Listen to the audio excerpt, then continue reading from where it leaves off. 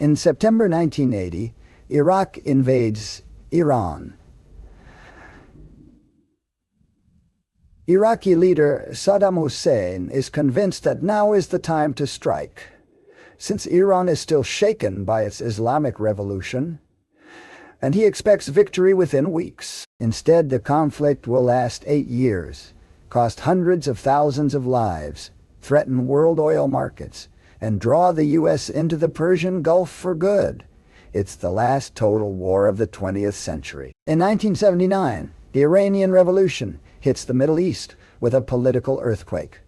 Under the Shah, Iran was a U.S. ally, but his repressive rule leads to his overthrow. Iran is now controlled by Islamist forces, fiercely opposed to the U.S. This change of regime also spikes tensions with neighboring Iraq. Iraq is ruled by 42-year-old dictator Saddam Hussein and the secular nationalist Ba'athist Party. He has recently displaced the previous leader and purged the party to make it more loyal to him. Most of Iraq's 13.5 million people are Arabic speakers belonging to the Shiite branch of Islam, though the minority Sunni Muslims control the regime. There's a large Kurdish minority in the north as well. In recent years, Saddam has cracked down on Iraqi Kurds and Shia insurgents who resent secular Sunni rule. Iran is much larger, with more than 38 million people, most of whom are Farsi-speaking Persian Shia. The country is led by spiritual guide Ayatollah Ruhollah Khomeini, the leader of the revolution that brought radical Shia Islamists to power. Iran also has independence-minded minorities like the Azeris, Baluchis, Iranian Kurds, and Arabs of the Khuzestan region. Saddam sees the Iranian Revolution as an historic opportunity to gain an advantage over a suddenly weakened rival. It is more useful to hit the Iranians now because they are weak. If we leave them until they become strong, they will overrun us. Under the Shah, Iran was the Middle East's leading power. But now it's divided. Many Iranians, including much of the army's officer corps, oppose the new regime. And even within the government, hardliners argue with moderates. Iranian Kurds have risen up, and Iranian exiles in Iraq tell Saddam of the weakened state of their country's once mighty military following revolutionary purges of high-ranking officers. Some officers even try an anti-revolutionary coup in July 1980, which fails.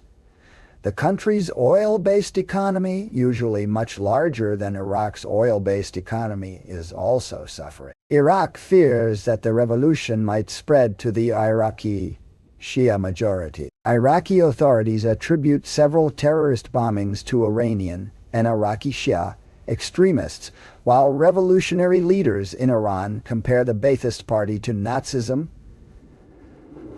Marxism, and fascism, and accuse Saddam of being a stooge of Israel and the U.S. Iranian militants also attack Arab institutions in Khuzestan.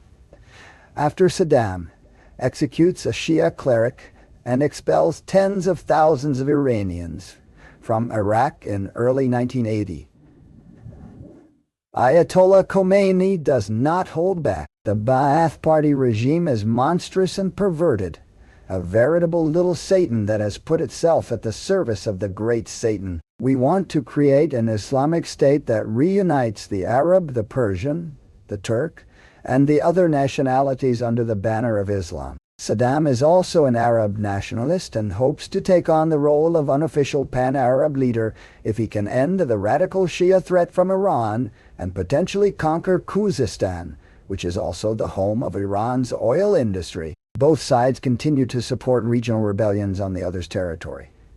Iran helps Iraqi Kurdish rebels, while Iraq supports Arabs in Khuzestan. Throughout 1980, there are border clashes on land and in the air. The focal point is a waterway known as Shat al-Arab in Arabic and Arvandrud in Farsi, which allows access to the sea and forms part of the border. The two countries agreed to share the river in 1975. But in September 1980, Saddam declares that he's been Iraqi and Arab throughout history and cancels the agreement. He's decided to gamble on a quick victory. Years later, there are rumors that the United States encourages Iraq to start the war to punish Iran for its revolution and ongoing US hostage crisis in Tehran. But this is unlikely as there is no conclusive evidence for this theory. The Iraqi plan is for a short campaign, since they know that a long war favors their larger neighbor.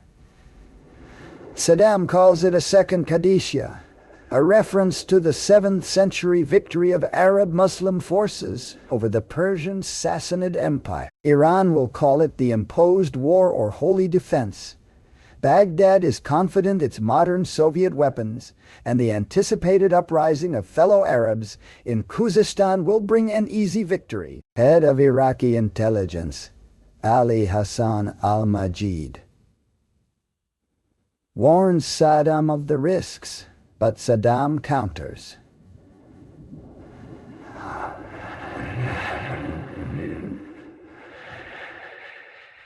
Ali, why do you always bring me bad news rather than good news?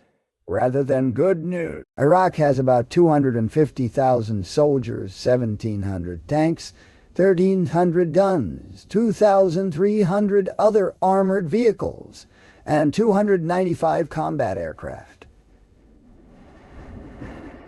Iran has about 290,000 troops, 1,700 tanks, 1,100 guns. Their navy is also much larger than Iraq's. In terms of quality, Iraq's Republican Guard is Saddam's elite formation, but the rest of the army is relatively poorly trained, led by officers appointed based on loyalty and inexperienced in mechanized warfare. After Iran's revolution, many of its troops are also poorly trained and led by officers appointed based on loyalty. The new Revolutionary Guard will play a key role, though there is tension with the pre-war officer corps. The war will mostly pit Iraqi Soviet against Iranian Western weapons.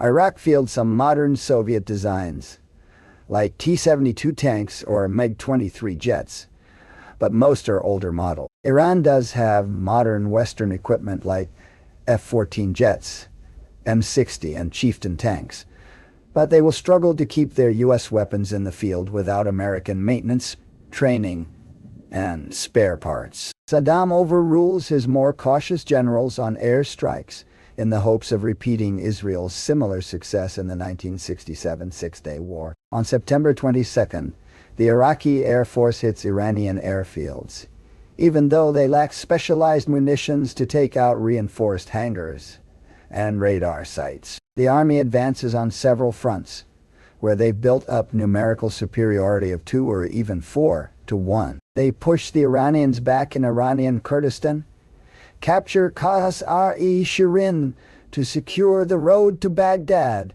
and move into Khuzestan towards Ahvaz. The main targets, though, are Abadan and Khorramshahr, the heart of the Iranian oil industry and an important port.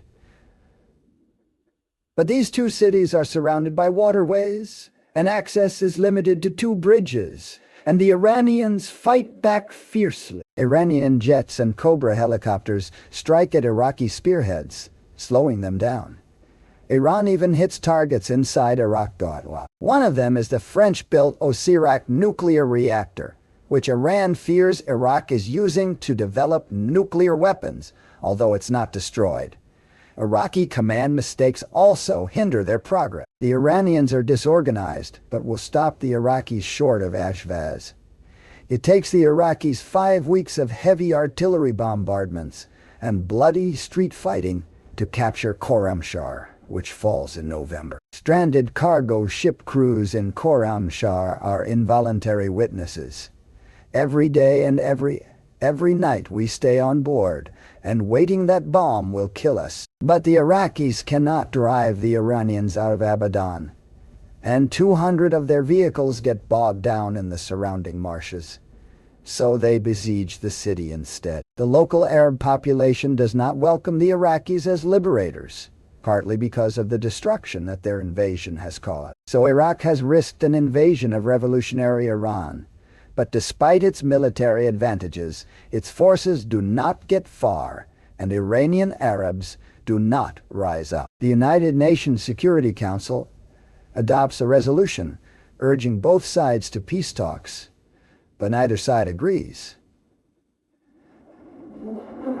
Iran has weathered the initial storm and is now ready to strike back. The external threat rallies many Iranians to the cause, even some opponents of Khomeini or Christian minorities, though divisions and opposition do remain. Khomeini creates a Supreme Defense Council to coordinate the war effort, but it's deadlocked with infighting between President Abdul Hassan Bani Sadr and religious members until Bani Sadr is later ousted. Iran mobilizes all available forces, the regular army, the police, the Revolutionary Guards, and volunteer units known as Basiji. Clerics even visit schools to recruit volunteers. And Tehran releases scores of pilots imprisoned for supporting the Shah, some of whom it executes help stop the Iraqi offensive. Iran itself goes over to the offensive in January 1981, with mixed results. Iranian units push back the Iraqis near Sazanjerd, but an Iraqi counterattack surrounds and defeats them. They try again in the fall, attacking several times, and the Iranians recapture some ground and lift the siege of Abadan, but there is no great victory.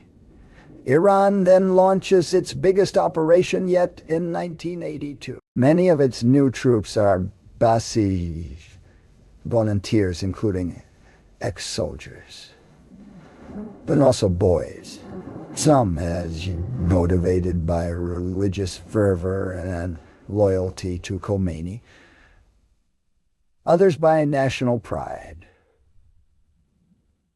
while some are naive and consider the war. Men are also coerced to join the war by other means. The Basiji wear a piece of white cloth on their uniforms to symbolize their own death shroud, the traditional Muslim covering for the deceased, so that each one would be carrying his own death with him. Each also carries a plastic key from Khomeini, which is used to open the door to guarantee his entry into paradise. Bazi units receive rudimentary training from the Revolutionary Guards and are poorly armed, so the shock of combat hits them hard.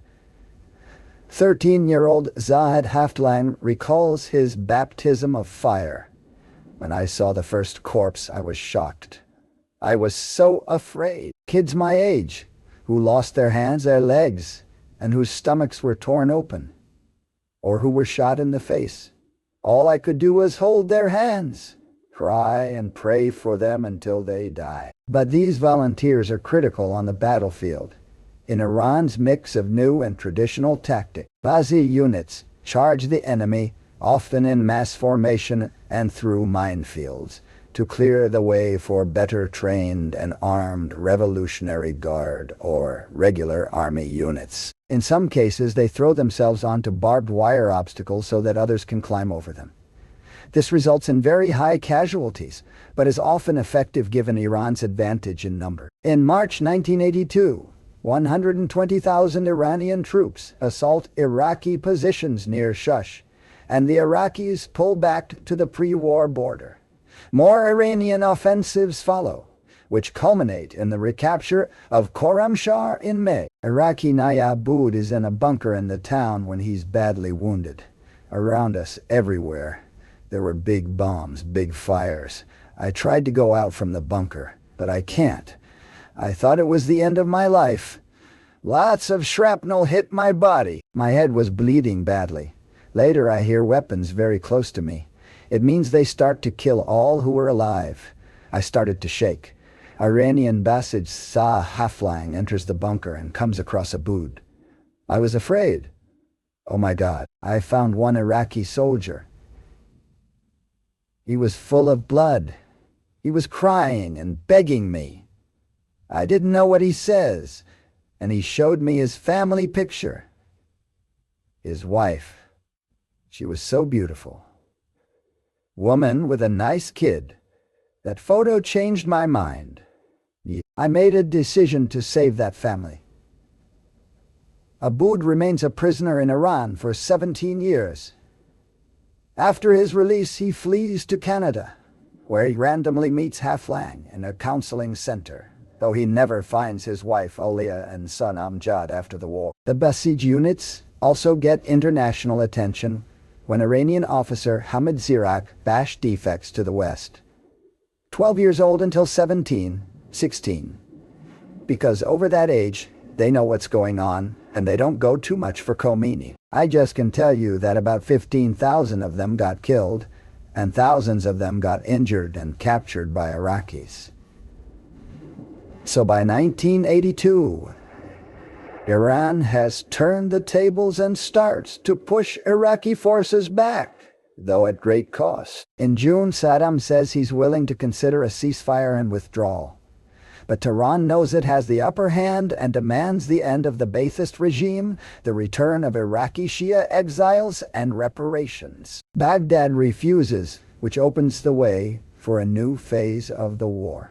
Iran's leadership agree that Iraq must be punished for its invasion, but disagree about what to do next. Revolutionary Guard leaders want to invade Iraq and think that Iraqi Shia will rise up and greet them as liberators. New President Sayyid Ali Khamenei, some religious leaders, and many regular army generals are more cautious, though. They argue that Iraq has enlarged its army and still holds a firepower advantage. The hardliners prevail, and in July 1982, Iranian forces cross the border into southern Iraq. Their goal is Basra, the major hub for Iraqi oil, but in 2 weeks of fighting, they don't get far.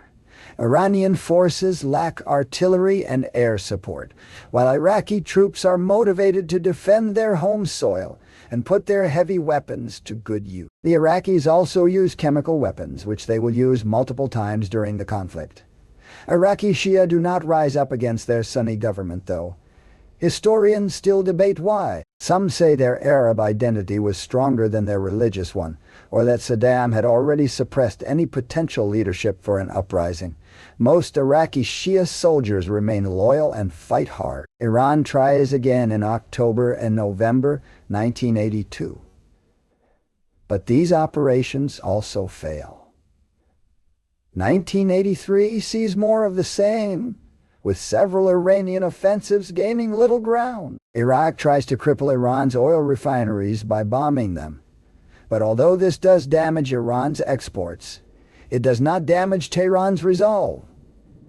Iran now holds the initiative, so Iraq adjusts its approach to the war. Saddam and his generals realize they cannot achieve their initial goals, so now they accept a more static war and mostly go over to the defensive on the ground, hoping Iranian forces will exhaust themselves. Trench warfare becomes a common feature of the war, as do artillery duels and human wave attack. These methods coexist with complex mechanized maneuvers and modern air warfare technology alongside small-scale ambushes in the 20th century's last total war. Months pass without any major ground operations from either side, setting the tone for the next several years. Iran has more manpower, but it has terrible logistics problems with its mix of existing US and newly imported Soviet design equipment. It also suffers from renewed purges of its officers by the regime. The Iraqis do launch many smaller counterattacks, and they benefit from superiority in the air. But their army's morale suffers under constant pressure and from cruel discipline and officer-class corruption. Both sides also launch popular fundraising campaigns for the war effort and intensify propaganda to shore up the home front. Iran mixed religious fervor with nationalist messages to resist the historical Arab invader. Children like Negan Sharagai are not spared. My childhood friends would say the war is great and how brave the people are. They would have family members who'd been to the war, and they were proudly saying what they did and how many Iraqi soldiers they killed.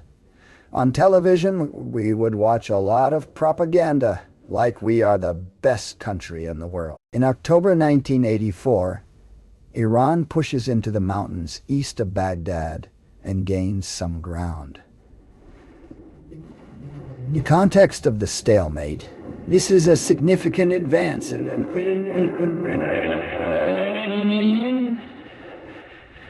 It thumbs on the Iraqi army.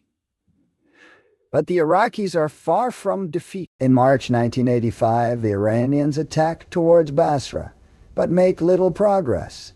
In February 1986, they capture the Far Peninsula, which threatens Iraq's access to the sea. This is perhaps their biggest success since the recapture of Khorram Shah back in 1982, but follow-up attacks produce limited gains.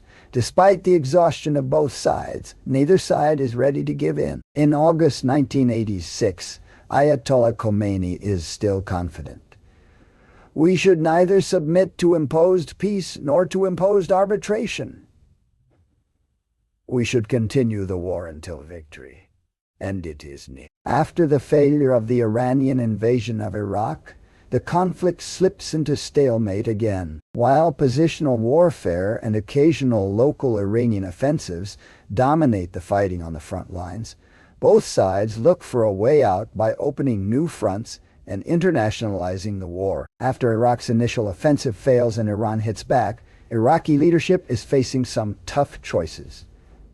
Their smaller population means they can't raise as many troops as Iran, and they fear they'll be ground down if they stay on the defensive for too long. As many Iraqi units as could be spared leave the front lines for training, and Saddam expands his elite Republican Guard for future counterattack. Iraq also declares the Persian Gulf, also known as the Gulf of Arabia, into a war zone in late 1983, starting the so-called tanker war. The Gulf is the lifeline of the world's oil supply, and Baghdad wants to force the United States and the Soviet Union to pressure Iran into ending the war. Iraqi forces blockade Iran's Karg Island port to prevent oil exports, but they also attack neutral tankers transporting Iranian oil.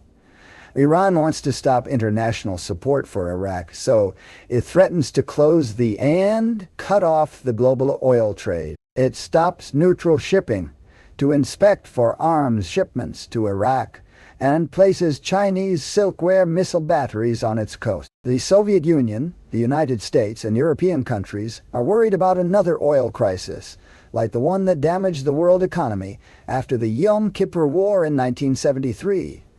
So the U.S. and several NATO members send warships to the Persian Gulf. The Soviet Navy also sends ships to escort tankers.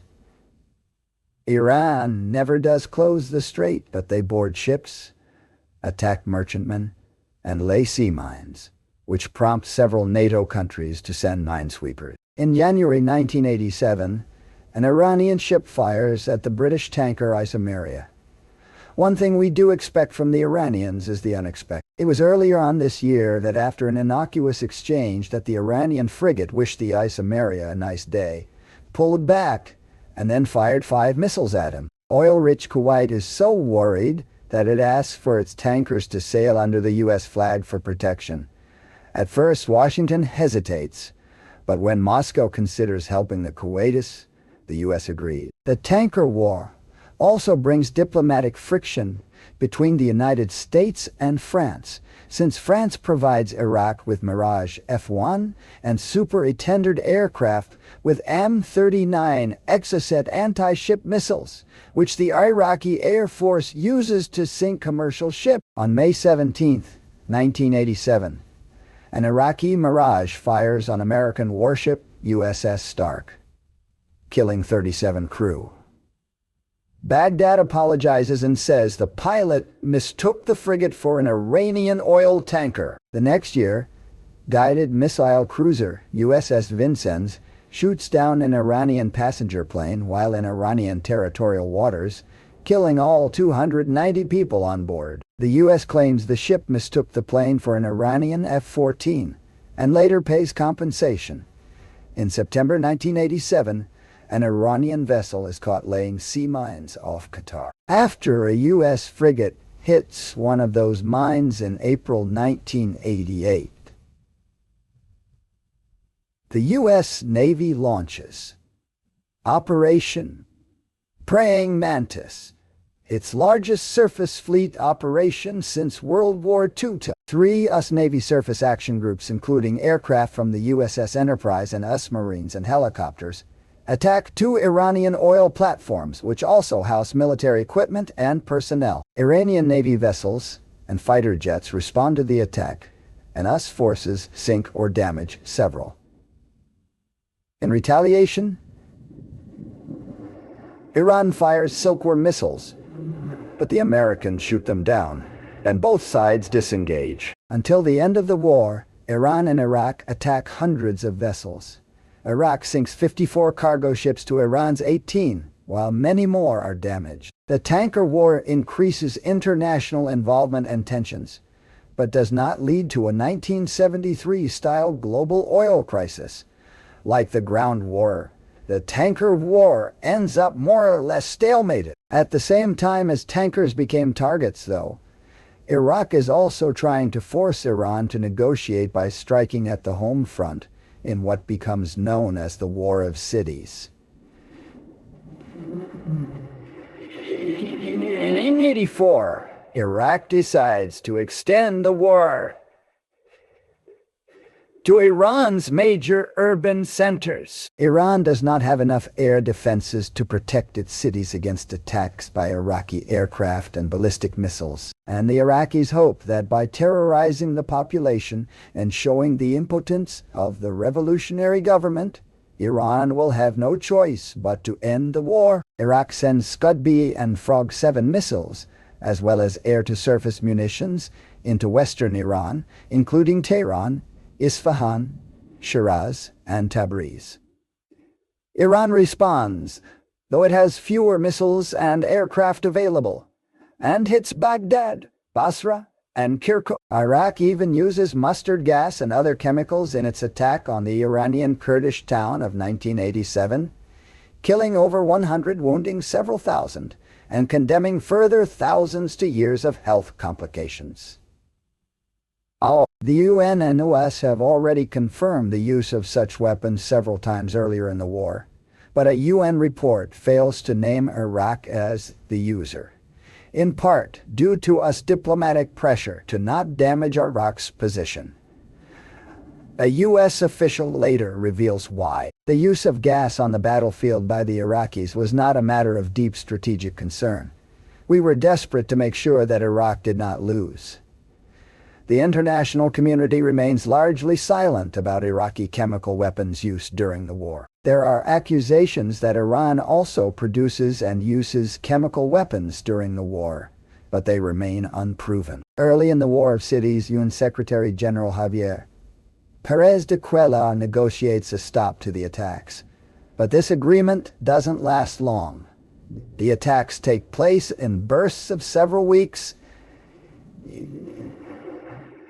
In 1984, 85, 87, and 88, usually initiated by Iraq. The recurring War of Cities devastates infrastructure in both countries, kills and injures tens of thousands of civilians, and lowers civilian morale. Iranian author Marjan Satrapi will later write about the civilian experience in her graphic novel Persepolis. So the land war is still bogged down, and the war in the Gulf and against civilians are now features for the rest of the conflict. It is these new fronts that make the most international headlines, but other powers have been indirectly involved in the war since the start. The Soviet Union has been Iraq's biggest weapons supplier before the war, going back to the 1960s, and it opposed the Iranian Revolution. But in 1980, it stops most arms deliveries to Iraq, as it disapproves of the invasion. Once Iran seems to gain the upper hand, though, the USSR resumes supplying Iraq, but plays a muted role in the war overall. Officially, the United States is also neutral. It opposes both the Iranian Revolution and Iraq's ties to terrorist groups and Palestinian militants, and its long-standing relationship with the Soviet Union. Former Secretary of State Henry Kissinger allegedly sums up the U.S.'s ambiguous position. It's a pity they both can't lose. The U.S., though, sees Iraq as the lesser evil. It provides financial aid, intelligence, allows sales of us weapons to Iraq via other countries, and sends some dual-use materials that can be used by Iraq's military. Revelations that Iraq uses us loans to buy weapons later lead to the Iraq Gate scandal.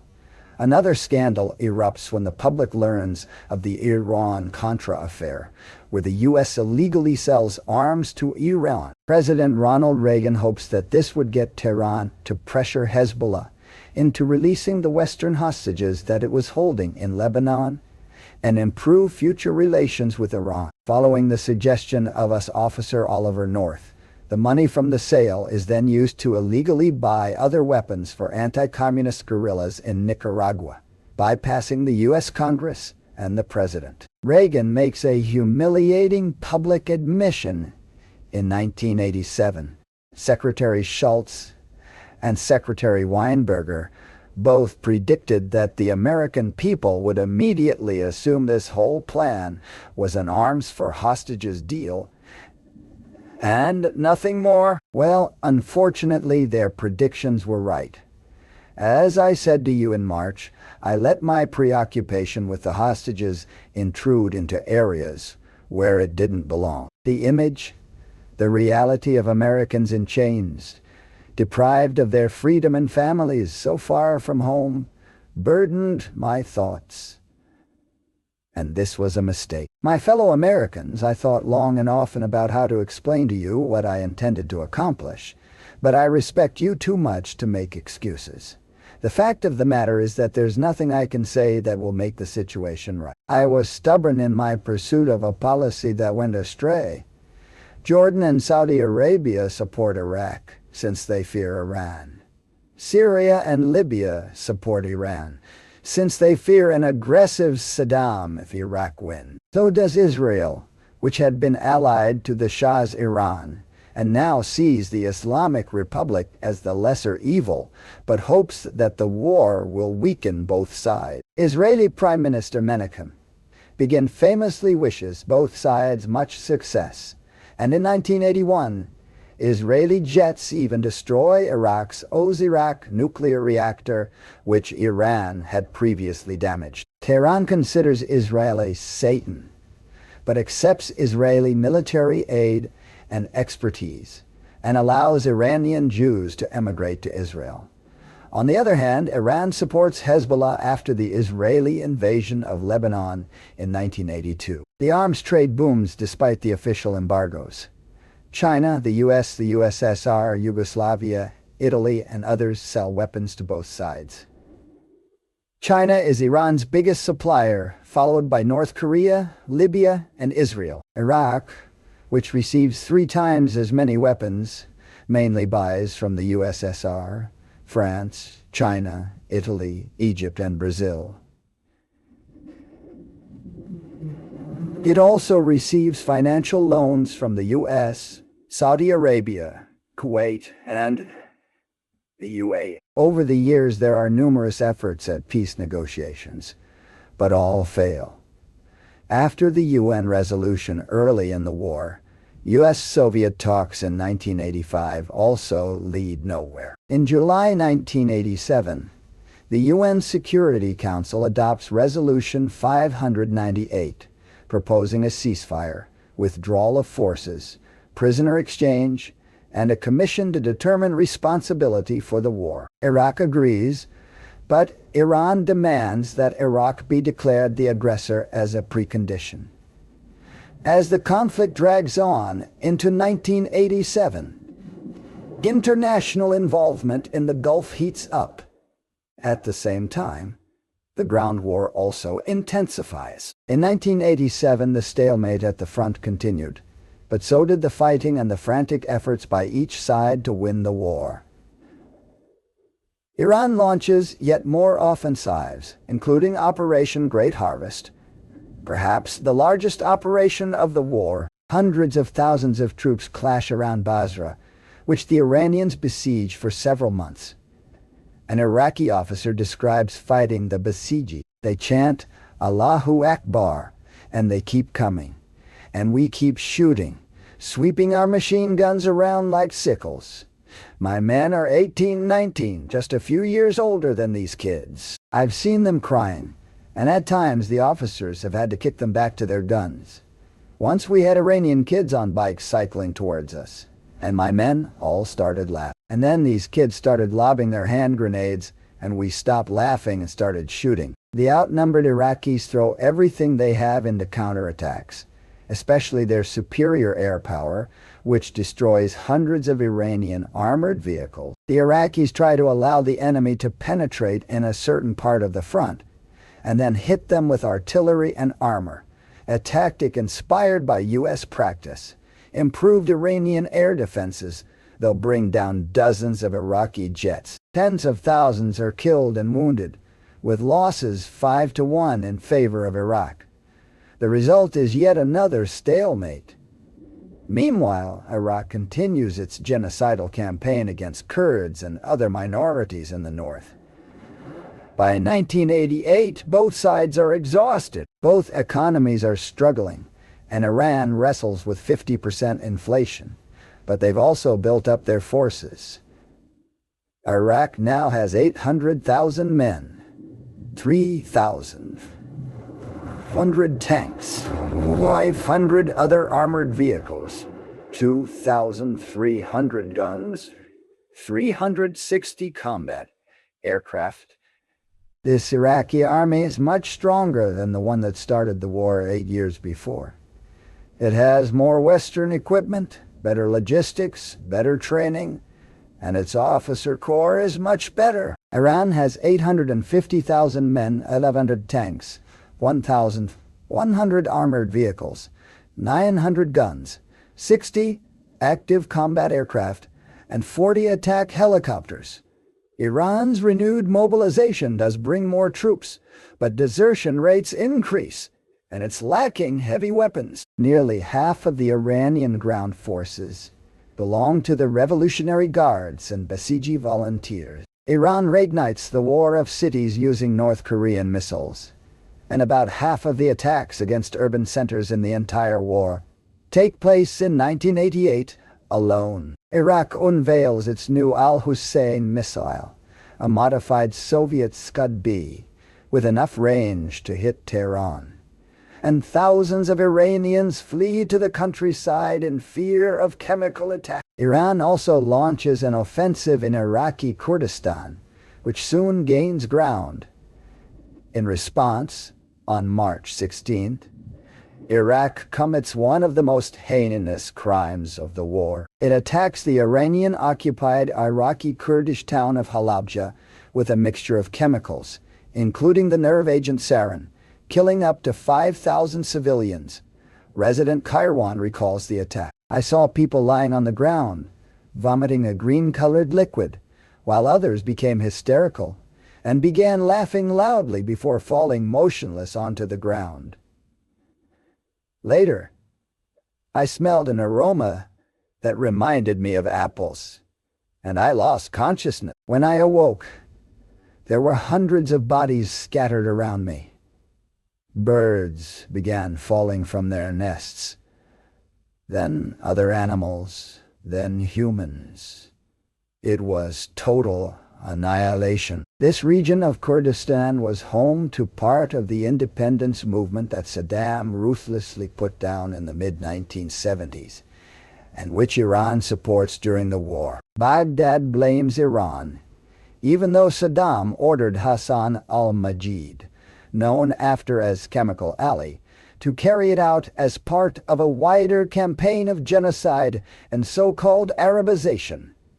The attack, though, does stop the Iranian offensive. It's clear that the war cannot continue for long, so in April, Iraq launches a final offensive to gain a better position in any negotiations. Their forces recapture the Fa Peninsula, inflicting heavy losses on the Iranians and taking out a silkworm battery. The leftist Iranian resistance group known as MEK, and fighting alongside Iraq, launches two small offensives as well, but its initial gains around Miran are soon crushed. Iraq has nearly exhausted its available manpower, So Saddam claims the Faa Peninsula victory, justifies accepting a ceasefire. Iran blames its losses on a lack of heavy weapons, aircraft and anti-aircraft defenses, problems for which it has no answer given its international isolation. Tehran is worried about its economic problems,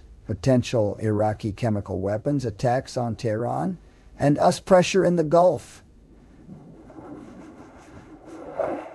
Finally, both sides agree to the UN ceasefire conditions, which Khomeini compares to, quote, drinking poison. The fighting stops on August 20th, 1988, and the Iran-Iraq War, the last total war of the 20th century, is over. According to conservative estimates, Iraq loses about 180,000 killed, 520,000 wounded, and 70,000 taken prisoners. Iranian losses are much larger, with 500,000 dead, 1.3 million wounded, and 45,000 prisoners, though some estimates of the total dead are as high as 2 million. Millions of survivors are traumatized for life, like Iraqi Army medic Ahmed al-Mushat. I dream about it until now.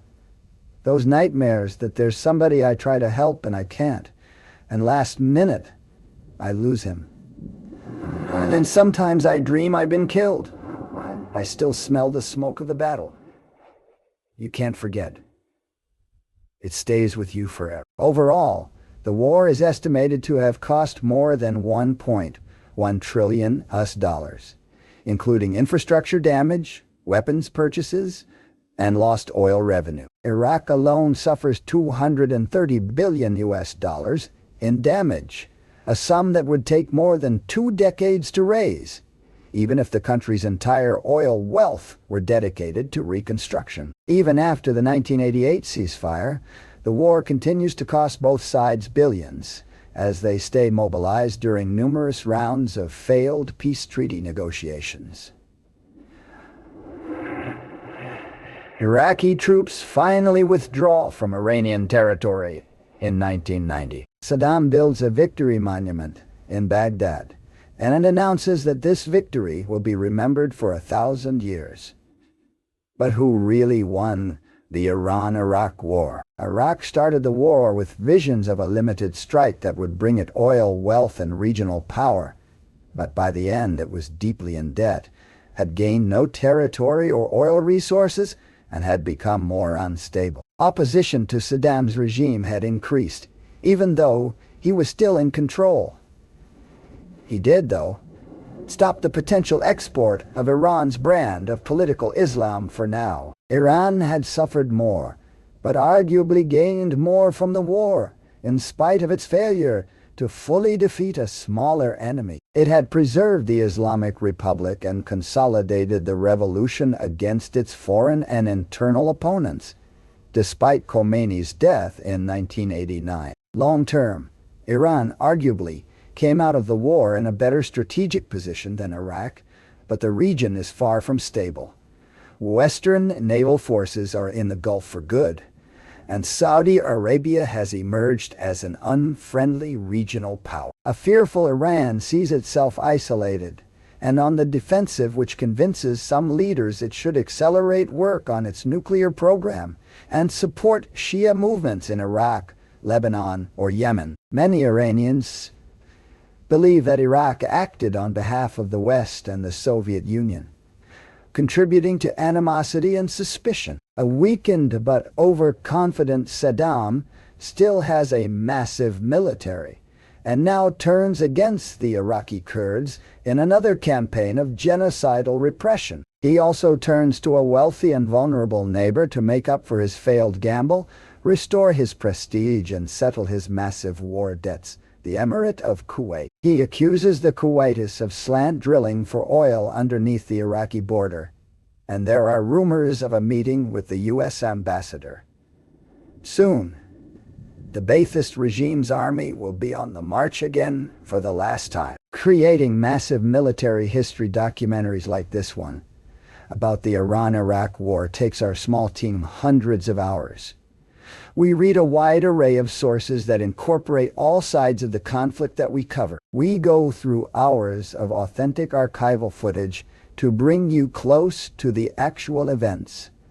For our map animations, we've created an entire production pipeline which allows us to use dynamic and historically accurate maps and geodata. A big reason why we can do all of this is the support we get from our Patreon community. Their monthly or annual contributions allow us to go the extra mile for our documentaries and to cover unexpected topics you might not have heard about before. If you want to support our work here at Real Time History, go to patreon.com/realtimehistory.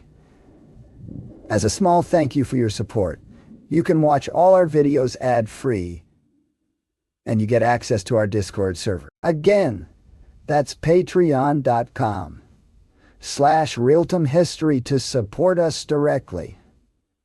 We want to thank Philip Jaska and Sina Togva for their help with this episode. As usual, you can find all the sources for this video in the description below. To learn more about Saddam Hussein's next war, check out our episode about Desert Storm. If you're watching this video on Patreon or Nebula, thank you so much for the support. We couldn't do it without you. I'm Jesse Alexander, and this is a production of Real Time History, the only history channel that always delivers bad news to Saddam Hussein.